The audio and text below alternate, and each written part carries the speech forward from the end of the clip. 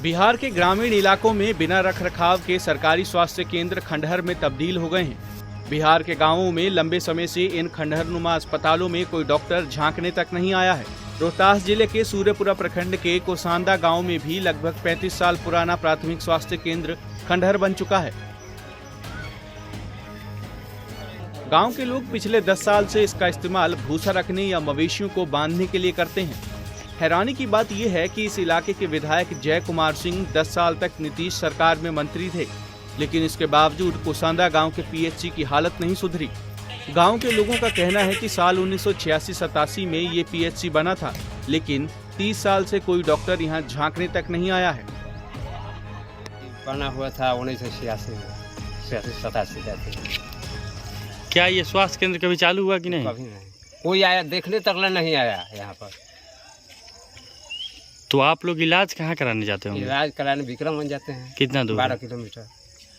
तो कभी आप लोग गांव के ग्रामीण है, कभी कंप्लेन नहीं दिया कि इतना बड़ा स्वास्थ्य? कंप्लेन बहुत कोई किया, लेकिन कोई इस पर विचार नहीं किया कोई। तो इसमें पूरा रखा हुआ भूसा रखा हुआ है, तो भूसा रखा हुआ है, सब ढाल डिमा लगा है, सब एथी हो गया। इसका कोई ना मरम्मत करने वाला है, ना कोई एथी करने वाला है।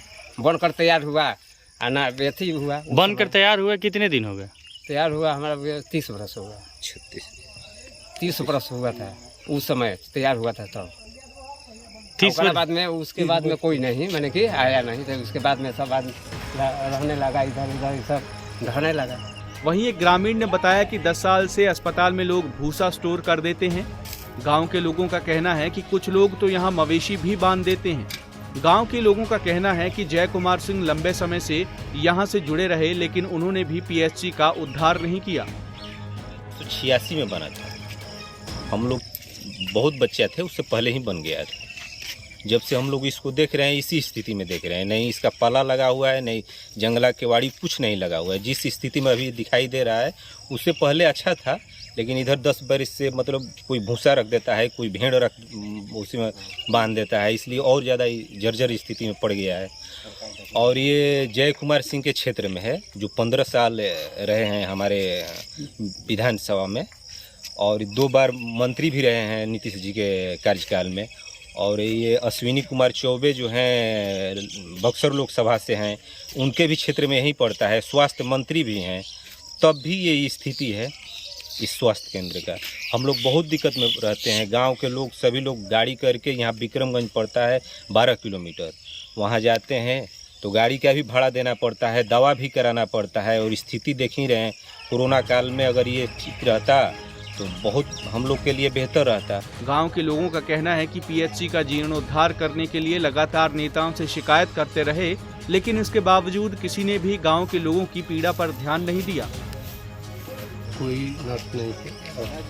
तो आपके खंडहर में तब्दील हो गया है, कभी कंप्लेन नहीं किए हैं कि आपके यहाँ स्वास्थ्य केंद्र इतना अच्छा बना हुआ था, डॉक्टर नहीं आते हैं? कंप्लेन तो बहुत बार हुआ है, लेकिन कोई सुधार नहीं। आपके वहीं सूर्यपुरा प्रखंड के प्रभारी चिकित्सा पदाधिकारी डॉक्टर शशिकांत शेखर ने बताया कि अस्पताल को भवन निर्माण विभाग ने स्वास्थ्य विभाग को सौंपा ही नहीं था, इसीलिए कभी भी कोसांदा पीएचसी भवन का उपयोग हो ही नहीं पाया। उन्होंने बताया कि हेल्थ वर्कर गांव के ही एक किराए के मकान में रहकर मरीजों की देखभाल कर रहे हैं। हमारे कोसांदा के पीएचसी में एक डॉक्टर हैं, डॉक्टर अमरजीत कुमार सिंह, और एक अभी आए हैं एमबीबीएस डॉक्टर विकास कुमार। इनकी पोस्टिंग पीएचसी कोसांदा में है। अच्छा, वहाँ डॉक्टर की नियुक्ति है, भवन के कारण वो भवन के अभाव में डॉक्टर वहाँ नहीं बैठ पा रहे हैं, और वहाँ पर पीएचसी कोसांदा में एक प्राइवेट रूम लिया गया है, और उसमें डॉक्टर साहब बैठते हैं और एनएम हमारी बैठते हैं। बिहार सरकार को अपनी कार्यशैली में बदलाव लाने की जरूरत है। अगर अस्पताल की बिल्डिंग बन जाने के बावजूद भवन निर्माण विभाग इसे स्वास्थ्य विभाग के हवाले नहीं करेगा, तो ये भी सरकार के बनाए प्रोटोकॉल की ही गलती है। उम्मीद है सरकार बिहार के गांवों में जर्जर हो रहे पीएचसी का उद्धार करेगी और गांव में ही लोगों को इलाज मुहैया करा दिया जाएगा। पंजाब केसरी टीवी के लिए रोहतास से रंजन सिंह की रिपोर्ट। हमसे जुड़े रहने के लिए हमारे YouTube चैनल को सब्सक्राइब करें और नई वीडियो की नोटिफिकेशन के लिए बेल आइकॉन को दबाएं। अगर आप ये वीडियो Facebook पर देख रहे हैं तो लाइक जरूर करें और ज्यादा से ज्यादा शेयर करें। धन्यवाद।